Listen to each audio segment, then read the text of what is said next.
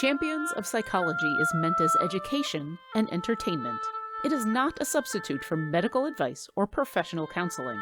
Discussion of mental health topics will be primarily rooted in research and the personal experiences and self-disclosures of the hosts. While we can provide generalized education and possible mental health resources, we cannot offer any recommendations, advice, or opinions for any specific persons, cases, or situations. We provide these resources and links at our sole discretion, but have not necessarily vetted or reviewed any resource. We assume no liability for the use of the information or resources on these sites, and we encourage you to use your own best judgment.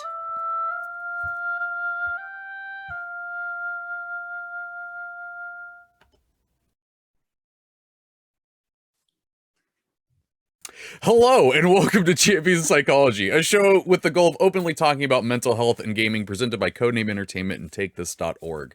Every Tuesday at 12 p.m. Pacific Standard Time here on twitch.tv/CNE Games, or later on your favorite podcast service, Mitra, Jordan, Raffael, Boccamazzo, aka Dr. B, talk about mental health in these unprecedented times, as well as how gaming affects us.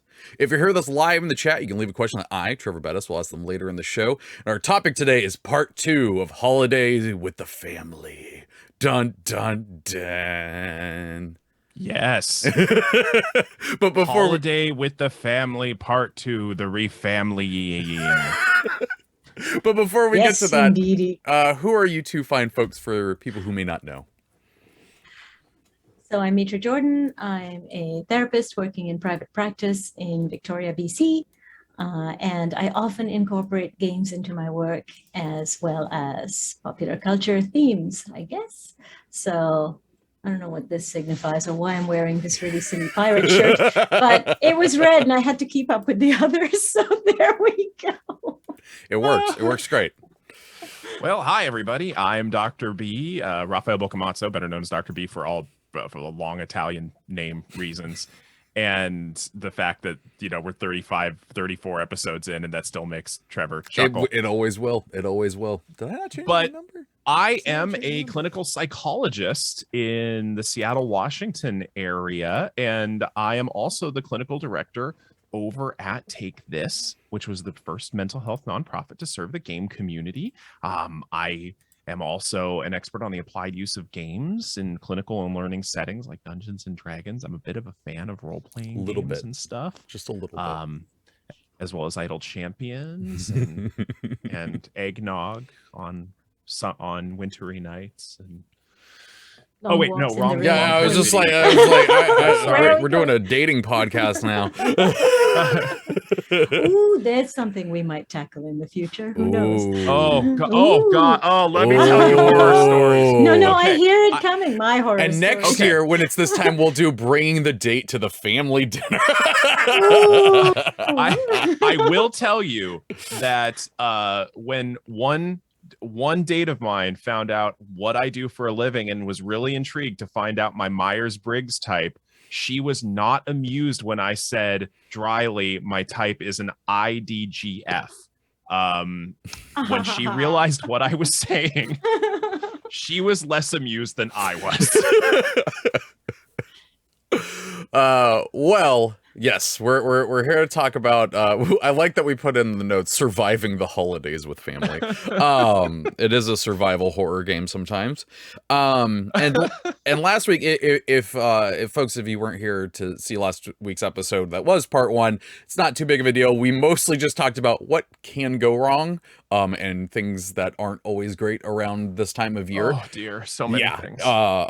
And so you're not missing out too much. You can go back and watch it after this episode. I believe it's up on YouTube now. Lauren's already putting the YouTube in the chat. So this week we're going to talk about things that we can try to do to help ourselves during this time of year. So where do you all want to start with this?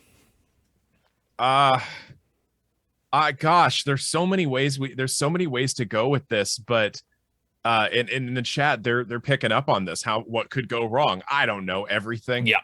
Everything. Cousin Eddie could come to town and Oh, I just had to stop myself real bad from just starting lines from that movie.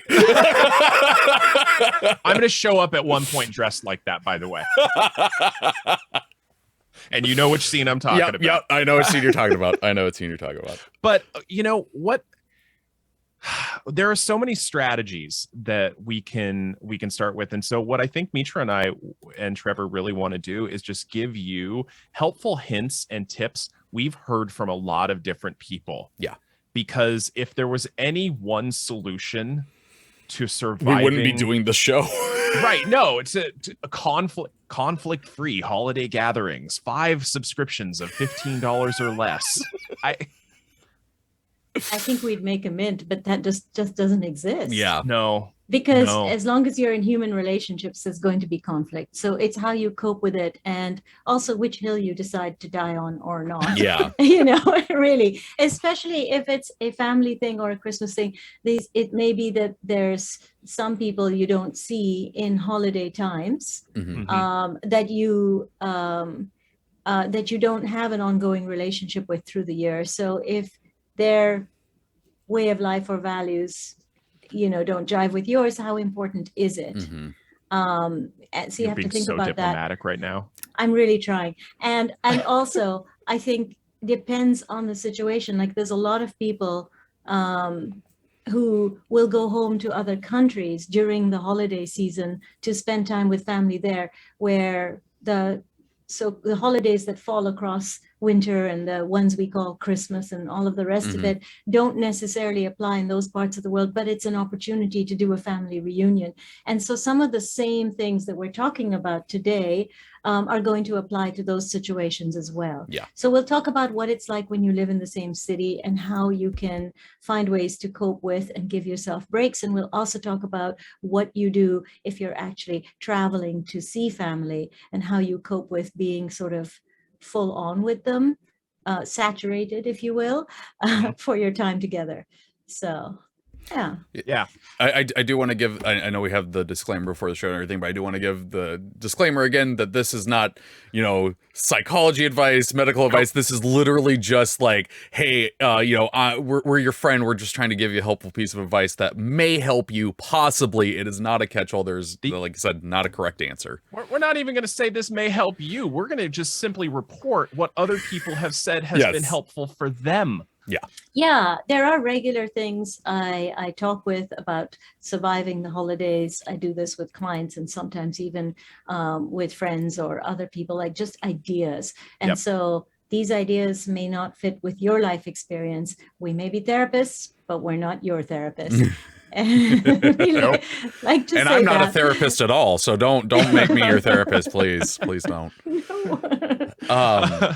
So I think a good place to start though is like we what we have here in the notes, not goats. In the goats. We got the goats. We got the goats. Bring the goats. Bring the goats. Arr! Yeah, Sorry, that's I our can't help advice. it. It's Bring the short- goats to the family get together. They'll be too confused to argue. Way too busy coping with the goats, eating the lights that you may have put up, or or all the food. Yep. Everything. Goats are quite destructive and also intelligent. The combination is not a good one. Do you feel like the black sheep of the family sometimes? Counteract that. Bring a goat. Bring a goat. Bring a Exactly. goat. Bring a goat. Okay, new advice. This is what we're saying. Champions of Psychology, bring a goat. That's just the catch-all advice from now on. So game plan, that was Game somewhere plan. that we Oh, wanted God, to start with. And I really do think that is a great place to start with, just thinking ahead of time, like, what am I going to do? I do this with certain groups that I may or may not be related to. And I think about certain people. And I think about the things that can go wrong with certain people. Like, because we all have our buttons. We all have the things that just, no matter how old we get, irk us. They vex us. And for me, one of the things that really irks me and I have to plan for is the fact that I don't care how many talk shows I've done. I don't care that I'm an author. I don't care that I have multiple degrees in the topic of human behavior. when anyone disagrees with me, it's just my opinion. So what you're saying, Dr. B, is that your superpowers don't work at home. No, Right? no. I know. And for It reasons sucks. we're I going to worked get hard into. for these superpowers, people, and yet also they don't work at home. Yeah. I'm not Dr. B to them. I'm little Raffael who, talked too much as a teenager. Oh God, yes. I also apparently talk too much. And I was super clumsy. So for years when I would go back home, well, before I was, working in this profession, but I'd go back home and people would be like, now be careful where you're carrying those plates or whatever. Oh my And gosh. yeah, because there were a couple of memorable times where things happened. I may have dropped a thing or two or bumped into something, and I've never been allowed to forget it. Yeah. It's better now, but for years, right, when I was in my 20s and so on, yeah. I think they accepted I was an adult when I had kids. That's how long it took people. So if you don't have children, this is like going to happen, and it's awful. It's not fair to you at all. You're an adult, but yes. But for the sake of this, I actually legitimately, and I have written this down before, I have made an actual battle plan. All right. For like, here are the possibilities for things that could go wrong with certain people, certain things to avoid, certain times of night to not converse with certain people because the alcohol has probably been a-flowing. And flowing. Oh yeah. I'm going to interrupt this thought because something just occurred to me. And that is that when you bring home small children, as in your children, to extended family, it like when they're small, it is like bringing the goats. And I just thought about that. Oh my gosh, it is. Wait a minute. Hold on. A baby goat is a kid. Right? Mind blown. Whoa. Yeah. We all talk for a while. I'm gonna Like... sit over here with us. They knew. So yeah, they did. It's the same thing. And I think there was something about, if you're in a supermarket, you want to practice what it might be like taking a small child, taking a couple of goats, on leads even, and it'll be the same thing. Anyway, yeah, I digress, but to good effect, I think so. But so once I've come up with a plan for things, that's when, and I have this idea about what could reasonably go wrong and what are my hot buttons that are going to be infuriating to me. What can I work around and just basically have this in front of me and I can look at it. And there's something different to me about thinking about something versus writing it by hand. In fact, there's research that shows that we tend to process things differently when we're writing things down by hand. That's when I start to come up with various strategies. And one of my number one utilized strategy is, hey, you need any help in the kitchen? Oh, yes. Yes. It's so Absolutely. good. It's so powerful. Yeah. Yep. Yeah. And the reason I do that is for a couple of reasons, actually. One, I'm reasonably helpful in a kitchen. Okay. I cook all the time. I can do some I can do some good prep work to really actually be helpful. Two, it eliminates a lot of need for small talk because we have a shared activity that we are involved in.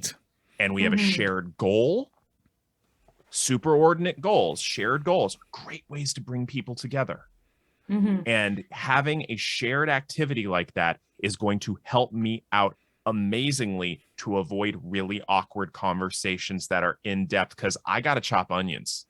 For realsies. I will say though, my aunt, master of multitasking while cooking, she would still ask me how are things going, but because we were cooking or doing something, it made it last longer, and so I only had to do it once max.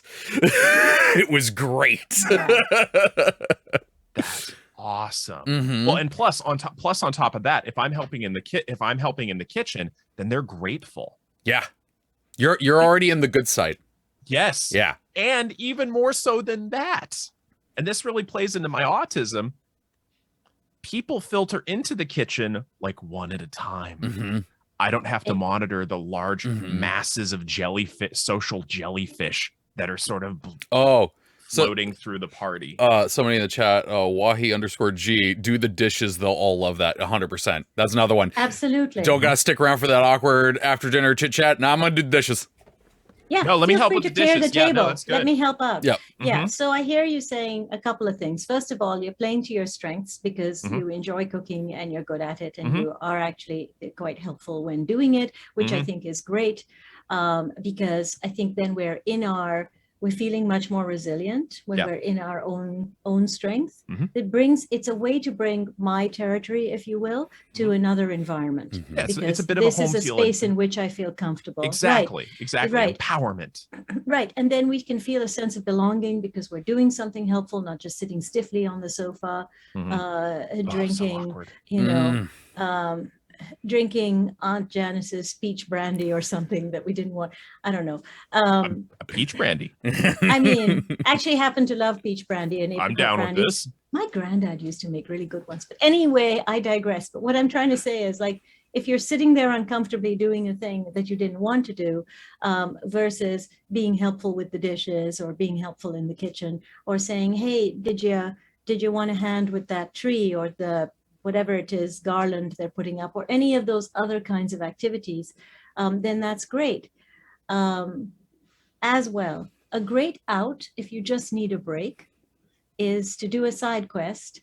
I'll go get the whipped cream you need, or I'll go get the milk, or I'll go grab the, whatever it is that somebody forgot, or if there's something on order that needs to be picked up, you could volunteer to do it. And that gives you a break from the environment. Yeah. And a little bit of time to kind of recoup. You I just would rather reminded me deal of with the grocery store. You just reminded me of one of my Yeah. favorite holiday memories. We this is when my grandfather was quite old and he's using a walker and stuff. We got him to my uncle's house, and my mom and I go, "Oh, we forgot the pies." And then we verbally fought over who would go back to get it. And it was, no, I'm gonna go. No, you're gonna stay here and take care of Grandpa. I'm gonna go. Yeah. Well, I mean, and it's especially for those of us who are of a more introverted nature. Like there's just to harken back to something, there's a big difference between being not liking people and not liking crowds. Yeah. Because a lot of introverts are incredibly social. We just don't like group large swaths of people at one point. But having a purpose helps me out tremendously. Like knowing the framework of what I'm supposed to be doing. And if my job is to go to the grocery store to make sure they get a certain kind of butter for the pies that are in desperate need right now, that gives me a purpose, that gives me a mission, it gives me a respite from the awkward chit chat. That's really what I'm trying to avoid, because that Mitra mentioned playing to your strengths. Awkward chit chat is not one of my strengths. Yeah, I think some of the hardest chit chat is with people we don't see very frequently, and maybe we have this sense that perhaps we don't share the same politics or values, right? We're family, we care about each other, but there's parts of me I can't share with you, or things about my kids or other people that maybe I'm just not going to say.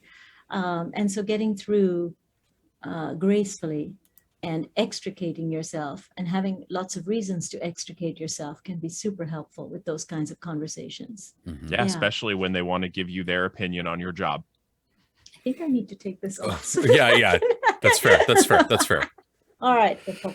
I know I know you're an expert on all this, but let me tell you what I think. Oh man, why you're wrong. I loved that when I was a restaurant manager, because I was like, nah, I seen y'all around restaurant employees. I'm good on your advice. Yeah, I find also that people will try to pick my brain about problems or other family members, or I'm having trouble with so-and-so. And it's like, I do not want to be put in the middle here. Thanks, at all. So there's that. I do want to bring in one thing we actually didn't discuss in our preparations yesterday, but I feel that it deserves a mention. Some of you might be going to through Christmases or holidays or events at this time of year, or even visits home elsewhere where things are different now. Yeah. There's somebody who hasn't made it through the year or maybe extremely sick. There may have been a divorce or a separation, and your holiday events this year look different. Oh. So I just want to make a note of that, and I want to find a minute or two to address that as we go along, because that might be helpful.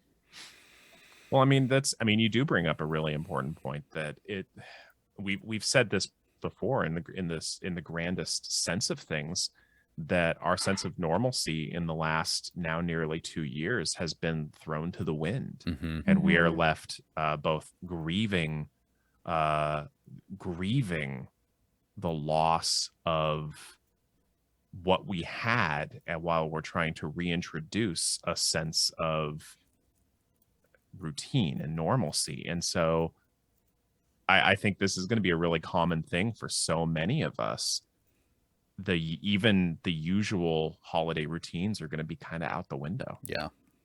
Yeah. And, don't try and do it the usual way. Like that would be, I would say that some parts of usual might be a comfort to some people, but really acknowledging what's happening can be so important, and also a comfort, because we're not going to pretend our way through this. Yeah. So if there's a way to truly acknowledge what's happening, I would certainly take it. And you might be the one who brings the acknowledgement of what's happening, because sometimes it can be kind of scary for people to say, wow, it really feels different this year. It seems like, just from my perspective, that there's two ways of going about this, where you still do the same things you did before, or you try to change things because they're different, and not having the reminder that, hey, there's a missing part here in what we were normally doing is rough. I know I fell into that camp when my grandfather passed away that Christmas. I changed how we did stuff because I'm like, nope, I'm not thinking about that right now. Yeah. But yeah, I mean, it's different for everybody. It's awful to have. I mean, I think we've all had those conversations, whether it's family, whether it's not family, whether it's the holidays, whether it's not the holidays. But when there is that metaphorical elephant in the room that we're essentially all trying to maneuver around, as opposed to being like, so things are different. Yeah. Let's talk about this. Let's call this out. But another thing is, a lot of people choose to not spend time with biological family. Yep. Because, and I don't want us to romanticize the idea that you have to spend time with family because family is forever. No, families can be destructive. Yeah. And it can often be a hard choice to not spend time with them for a variety of reasons, social expectations, internalized expectations, and so forth. But there are many people who make the choice to spend time with their chosen families who they find empowering and uplifting. Yeah. And there are certainly some people who might choose to just travel if they can, and if COVID allowing and finances allowing. But certainly I've known people who will just be like, you know what, I'm just going to go traveling. I'm going to go traveling to places where the holidays I'm used to dealing with aren't a big thing, and I'm just going to enjoy that. Yeah. And that's okay. Like your choices are your choices, and what gets you through and supports you is really important. Yeah. So, and some of us may really want to be with family, but we can't afford to travel, or we're not able to travel for a variety of reasons. So finding ways to make this time of year work for you, whether it's with friends. I spent a couple of Christmases on my own when I was younger. I couldn't afford to visit with family. And so I just made myself a nice dinner and kind of had a long phone visit with a friend who was in the same boat. And that really helped. So find ways to make it an event for yourself, to take care of yourself. So some of my favorite, Thanksgiving as an example, and some of my favorite memories of the past decade, and this is nothing against my family, they've been fine Thanksgivings and whatnot, but like 2019, My wife and I were both working jobs that required us to either work the day of Thanksgiving or the day after. And my wife was working day of, I was working early morning the next day. We couldn't do anything with the family. And my best friend found out, and he was just like, get over here. You're 3 blocks away.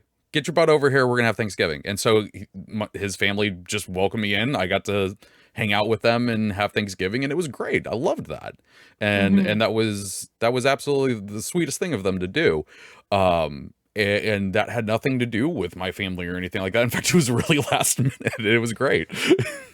Yeah, a lot of my good friends are transplants from other parts of the world, and we used to do a shared event both around the solstice, Christmas, if possible, and around New Year's. And so we'd throw a big party, and I miss big parties now, just for a minute here.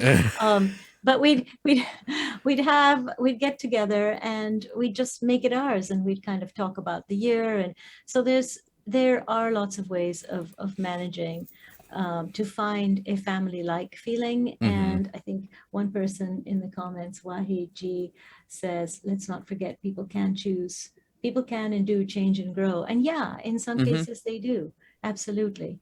And you know your family best, and you know yourself best. And so that might be, I think at one point I remember feeling like I would now have a more comfortable visit. I could just appreciate where people were at, and the same things that would have been much more upsetting when I was younger, they just weren't bothering me anymore, and I could actually appreciate and enjoy going home. But that isn't everyone's family situation. So trust your own sense of what's going to work for you. Yeah. So, I think that was a good point to take a quick break, remind our viewers and listeners of our disclaimer, and then come back and talk a little bit more about this before checking in with chat and see what questions they have. Remember, you can drop those in, any questions you have into the chat right now. Our awesome J Mod will grab those and put in a little document for me, and we'll get to those at the end of the show. But until then, disclaimer. Champions of Psychology is meant as education and entertainment.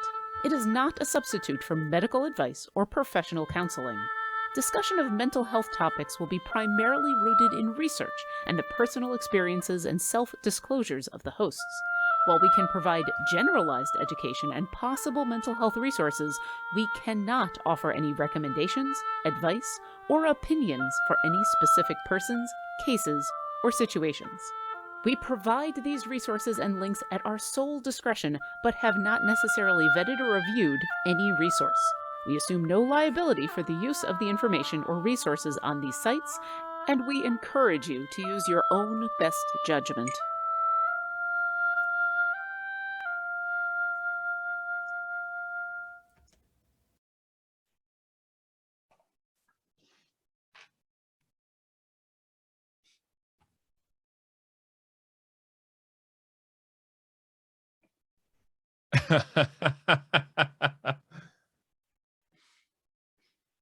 They're muted. But that was for the podcast listeners. Apparently, Excellent has decided, no, when you change back to this, you're muted. Everyone else is fine. So yeah, we touched on what Dr. B referenced as quest goals, and we talked a little bit about side quests and stuff, and like that. But what is some other quest goals that we can set that people can set themselves to try and mitigate these interactions? So did you want to start with that? Because yeah. Why are you going? Why? Just straight up. I mean, it's something I ask myself with a lot of social interactions these days. I mean, especially because I have to these days, because we're still in the middle of a pandemic. It's not risk-free to go and hang out. Even with people who are fully vaccinated, there's still a little bit of risk. And so I have to ask myself, why am I doing this? Is it important enough to take a risk? And are there mitigating factors in doing things? And so, if I'm going to spend time with, hypothetically, if I'm going to spend time with family members who I find contentious and horrible, and I don't actually have anybody in my family who I find truly, truly contentious and horrible. Of course, there's conflicts of personality because there's a large enough group, and that's always the case. But I really make it clear to myself, why am I doing this? Is it worth it? Yeah, absolutely. If you're going because you want to parade the kids to the grandparents because the grandparents want to see them, but you never liked your parents or their parenting, maybe reconsider how you're spending your time. Should your children have a relationship to that degree with these people? What's worth it? Is there someone else you're also visiting? Like, just think it through in terms of, what are we doing? And are we doing things because we've always done them? Are we doing things because we feel there's sort of this oppressive sense of having to do them? Or are we doing things because, no, we're really moved to do them? And I think you can all guess we've always which done one. it that way. Right. Sorry, ma'am, can't change corporate policy. Sir, get your butt out the door, sir. You've got to go do. So yeah, consider what it is you're doing and why. And well, and that's the starting point for any other strategies that I do. I mean, this comes back to like my whole planning thing of what could go wrong, but also, why am I doing this? And so now that I know there's a reason for that, that's one of the things I try and bear in mind, is if I have a clear purpose for being there that's worth it enough to be, okay, I'm butting heads with so-and-so. This is worth it because of X, Y, and Z. This is worth it because I get to see, I don't know, hypothetically, I get to see those two cousins from Western Europe who I only see every 5 years, and I adore them. Or maybe you're showing up because you have a loved parent, but her horrible sister-in-law is coming, and you're just like, okay, I know she's going to have to deal with this, and I love her, and I am her ally, and I'm going to be there.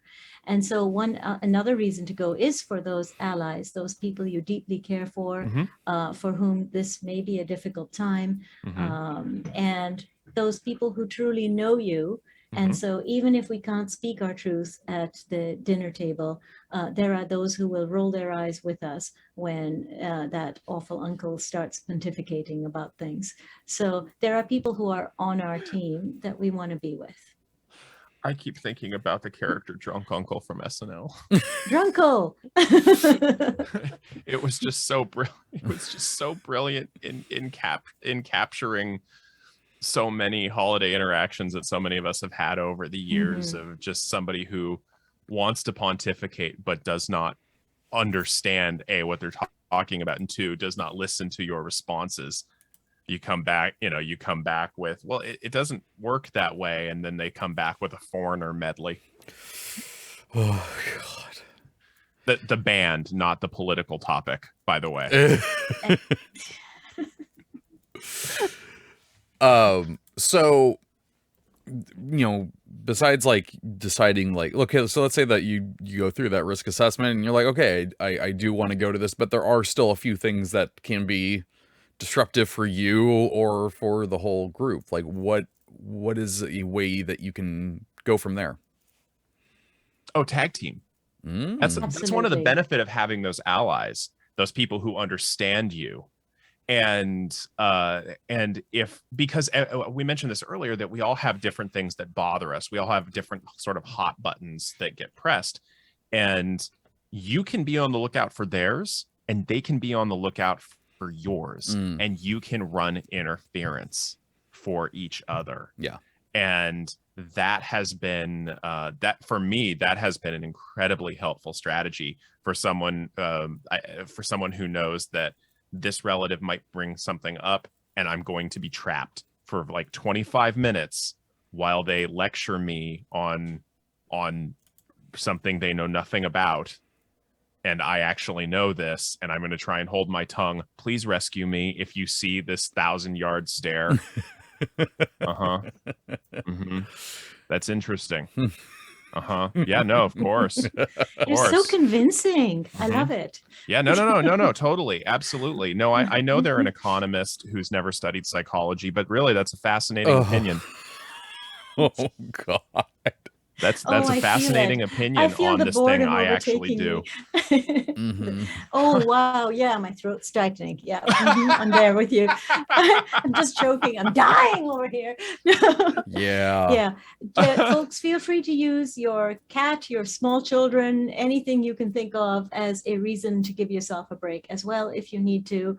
If the, oh, I'll be right back. I just need some air, or washroom, or whatever you can do to get out of those situations is fine. Don't feel like you're a bad person for doing that. And Really. Can I jump in really quickly, Mitra, and address something that just came up in the chat? The question, why not try to inform people that they're wrong? Ah, yes. Well, okay. welcome to our chapter on how to start family grudges. Yeah, And let me show you exactly how that goes. What are some things that can start a fight? Hey, do you guys want to fight? Like, well, but also that at least for me, and I know other mental health professionals that I've spoken with have had a similar experience with this, that the family members and those close to us don't envision, they don't hold an image of us as an expert or someone who knows, like human behavior. And when in the past, when I have tried to point things out to people that they're wrong, and by the way, I can cite research off the top of my head, and I can point you in the direction of various authors. And oh, by the way, I've actually written a peer-reviewed chapter on this, and blah, blah, blah. What it comes down to is that's just your opinion. Oh, yeah, because that comes up with people we don't know as well, right? I mean, think about the internet. Think about any interactions you've had with people you don't know, where you might even say, oh, hey, just thought I'd let you know, here's a website that talks more about that. You might do it in the most polite way possible, where you're steering them towards, oh, actually, that thing, it's kind of a hoax. Here's something that, even if it's an innocuous thing, never mind the big pieces around race and gender and our thoughts about that uncle who's kind of misogynistic and doesn't think women have a place anywhere but the kitchen, or whatever it is, right? Getting into it isn't helpful, because as someone in the chat mentioned, that people don't like to hear they're wrong. Thank you, Crafty Rebel, so true. And as Grungy Gelfling, love the name, says, it's not worth the drama. Yes, because if we get into that kind of discussion like this at the Christmas table or dinner table, wherever, even birthdays or other events where we're suddenly seeing family members whom we don't always see, who else are we upsetting, first of all? Right. Who's already having a hard time with this person? Exactly. Are we upsetting our cousin who has to go home with their mom and dad? Right. Who's going to have to hear about how we confronted them? Right. And then dad is maybe 4 or 5 drinks in at this point, who knows, right? And we're not necessarily carrying this. We might have a talking to from some other family member, but it might really impact someone else much more seriously. Well, and I think that does also come back to, why are you going? Yeah. If you know that these people are there and that there is the opportunity, that you don't trust yourself to not start something, or for them to not start something, why are you going? That's exactly. Goes right back to what we were talking about. Right. There. What's the purpose for actually being there? And I want to be clear about things. There have been times where I've had to set boundaries with certain people. Yes. Yeah. But it's a question of picking my battles. Yeah. Because I think there's a difference between setting boundaries and fighting back. So sorry to have interrupted, but that's that's a great point. The distinction, right? Absolutely. Mm-hmm. Absolutely. And it's an important thing that I will give an example, because I try not to talk, just as a personal policy, I try not to talk about interactions with family members, interactions with family members specifically out of respect for them. But this is now a family member who is no longer with us, and they will not feel embarrassed about it. But this is a family member of mine who, when they were alive, had some very contentious opinions on things like mental health. And there was one interaction one time where I just had to, I cut things off, and I said, okay, I just need a straight answer from you. Are you asking my opinion or are you telling me yours? Because I want to know what I'm going into here. And they said, I want to tell you my opinion. And I said, you have given me your opinion before. Has it changed? And they said, oh, no. Okay. Are you open to changing that opinion? And they said, I don't, they hesitated. Okay. If you are open to changing that opinion and you want if you want an expert opinion, I will give it to you. But if not, I'm going to go get a drink. Yeah. And I just walked away from it. Yeah. I love that. Yeah. So we can set boundaries without losing our cool or without telling other people that they're wrong. You know, we may feel that, we may know that. They may, in fact, have shared information that is in no way factual. But it is their opinion. They can hold it if they wish, and we can also not hold it or allow it to affect us. So, yeah. Because I mean, when it comes down to it, a lot of times at family gatherings, especially when people haven't seen each other in a long time, it's what I've come to understand in my interactions with them is that it's not them. It's more about them trying to be understood and seeing kind of who's connecting with them. It's not about actually having a discussion. Yeah. And I will tell you, as an autistic person, super confusing. Yeah. Super confusing. Because absolutely. they want to have a discussion on the face value, but really there's this thing called subtext that other people apparently have. And like they don't say what they really mean. And I'm like, Yeah. But So what I've come to do with that is think about the underlying agenda. And I think this might be useful generally to put out there. When someone comes at you with a comment or whatever, think about what's their agenda here. right. Is it to just pontificate? Is it to just, as you shared earlier, Dr. B, is it to just share their opinion? Has anything changed? What's my agenda? I don't want to have to hear this. You know, I'm not interested. You know, I don't want to go down that road. I don't need your racist, misogynistic, sexist, homophobic, whatever comments. So that's where we know that they want to kind of start this train. Do you want to fight, essentially? And I don't. So Yeah. And that's been a strategy that I've used more than once. Just more than once. Okay, what are you trying to get out of this conversation? Just straight up, just bringing that into the light of what are you hoping to get out of this conversation? Well, I just want to exchange ideas. Do you really want to exchange ideas, or do you want to tell me yours? Because there's a difference. I'm happy to give you my perspective if this is a legitimate exchange here, but if you're just talking at me, then I'm out. Yeah. Just wasting air. yeah.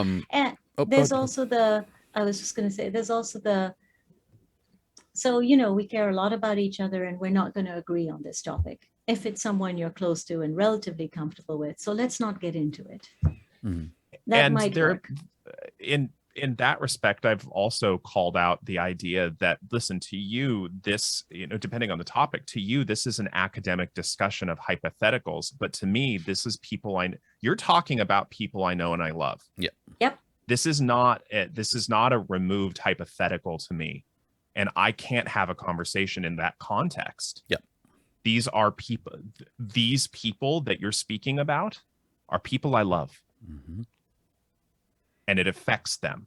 I know it doesn't affect you, but it affects them. So tread lightly. Yep.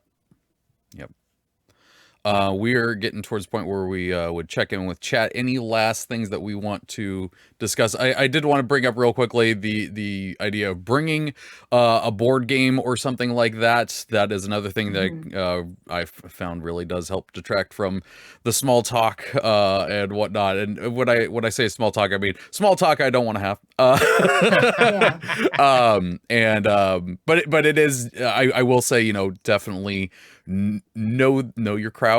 I do think one of the funniest, most unexpected things was one of my friends told me that he busted out Cards Against Humanity in his very Christian family, and they all loved it. And I was massively confused. Do not try. Do not recommend. The exception, not the rule. So know your group. Know who you're taking stuff for. Yeah.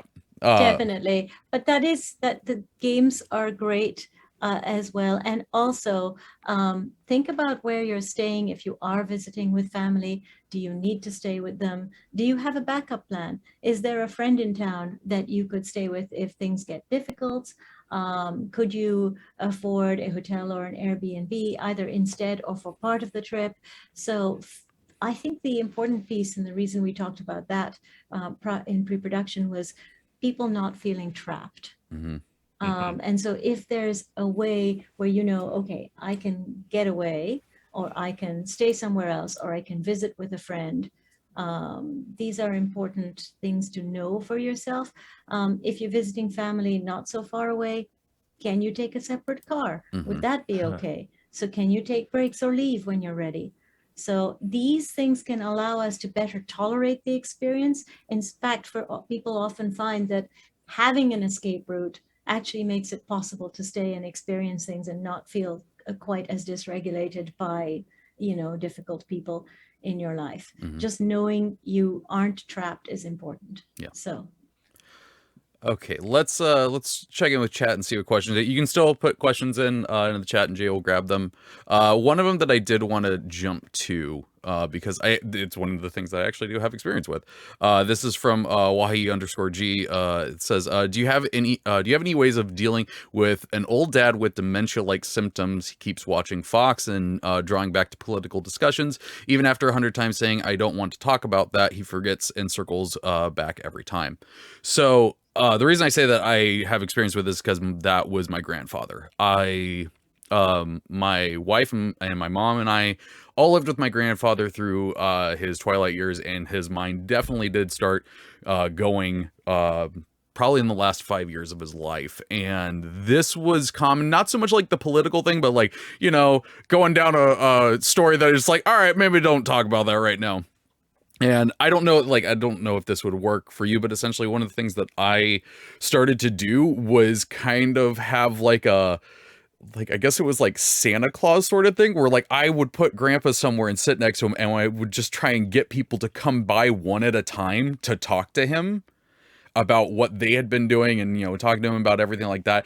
And it got his mind focused on one person, so there's less confusion going on.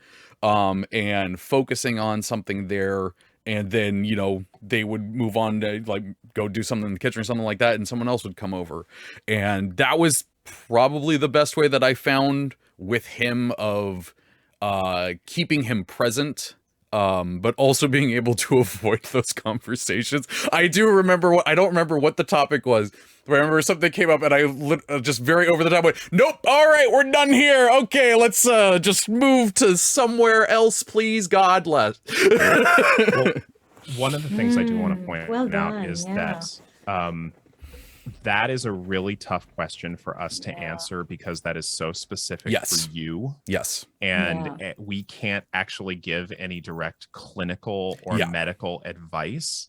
That's why I was just like, this was all what I have done. That's and because every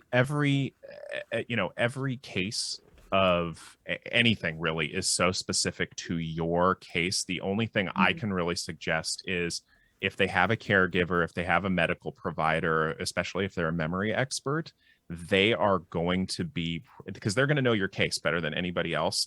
Talk to them and see if they have any strategies for how to work around that sort of thing. Yeah, that's absolutely, I think, the most important thing we can suggest. And then if there's a way to bring other family members up to speed with that, so that they're on board and can also support this parent of yours, then that's really useful as well, because no one wants to feel alone in that situation. And no one wants that family member who is finding it maybe more and more difficult to stay in the present.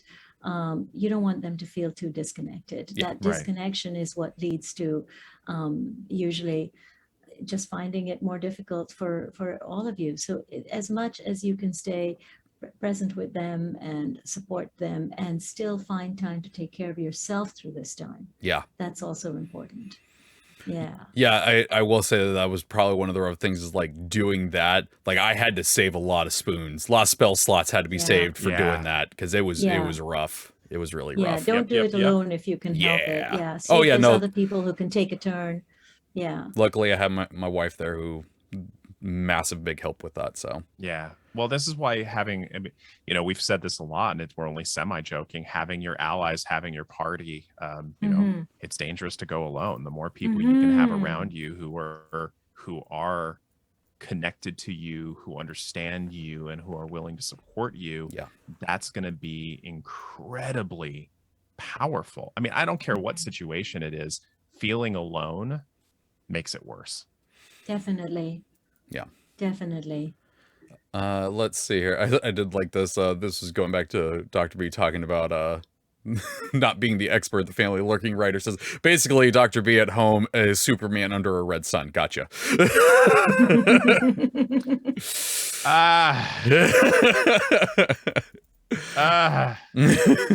Let's see. Babylon Ranger 2261 says, we are very social with those who share our interests and family, especially extended family, don't always share our interests. Yeah, that one, when it comes to conversation or even like the board game suggestion, it is hard when it's like, yeah, no one really has these similar interests. But you know, there's some you can find somewhere. Maybe. I know there's still a few family members I'm like, I love you, I got nothing. I don't know what we're gonna talk about.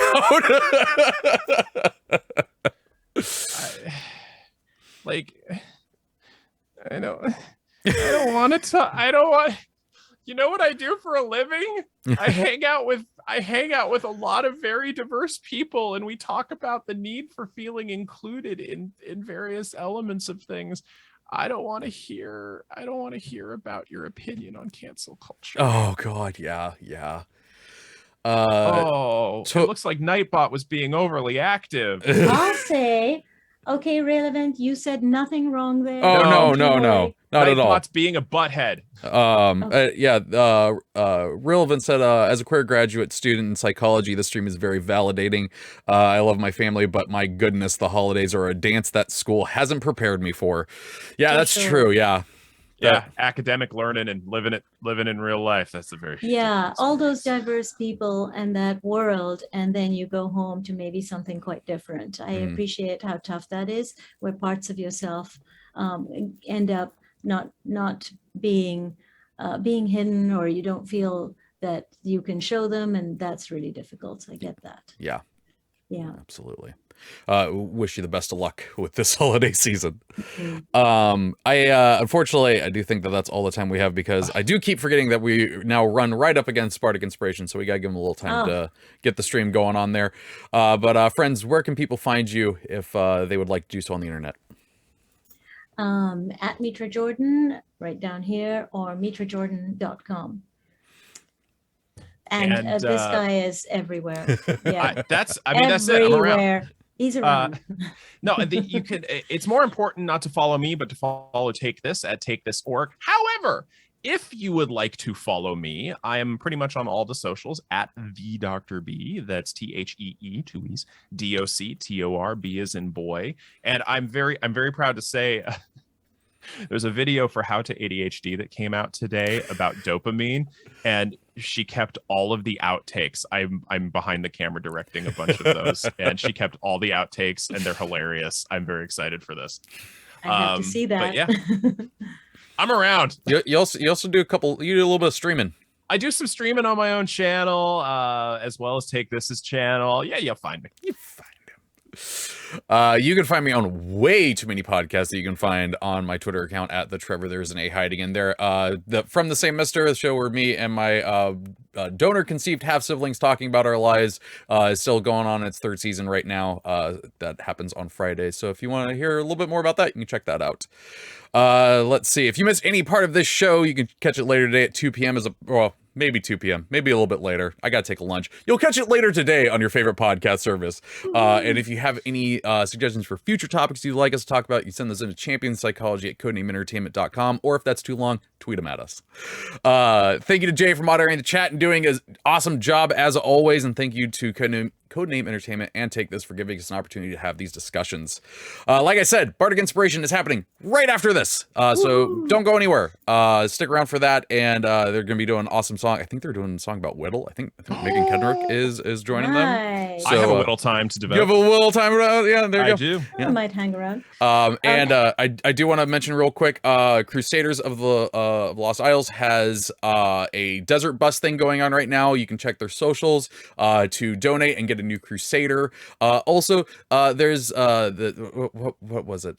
My brain has Extra gone Life? blank. Are you mentioning Extra Life? Extra Life is Extra happening this Life! Friday. We got 24 hours of streaming going on. So be sure to do that. Oh, also with the Desert Road things, if they hit a certain goal, there might be another game that shows up with something else extra cool. So, like donate and maybe things will happen down the road if we hit a goal. So I like games and I like Extra Life and I like Desert Bus. yeah. So all of these You're things. So in. donate to all the things. Yeah. But yeah, Mitra, did you have something else you wanted to throw in there real quick? I thought you had something you wanted to say. It was about Extra Life, There we and go. also Extra Life is about donating for health. And one of our actually, I think mostly we're raising money for BC Children's Hospital, which is a cause dear to my heart. So Heck yeah. yeah. So yeah, that'll be going on Friday. So our normal streaming schedule is going to be off, and there's gonna be 24 hours of streams. It's gonna be awesome. Lauren Urban is running a game for me and the rest of the marketing team where we're all Dragonborn going to a family reunion. Maybe relevant. So be sure to check that out. But that is gonna do it for this week's show. So until next week, take care of yourself. Bye. Bye. Champions of Psychology is meant as education and entertainment. It is not a substitute for medical advice or professional counseling. Discussion of mental health topics will be primarily rooted in research and the personal experiences and self-disclosures of the hosts. While we can provide generalized education and possible mental health resources, we cannot offer any recommendations, advice, or opinions for any specific persons, cases, or situations. We provide these resources and links at our sole discretion, but have not necessarily vetted or reviewed any resource. We assume no liability for the use of the information or resources on these sites, and we encourage you to use your own best judgment.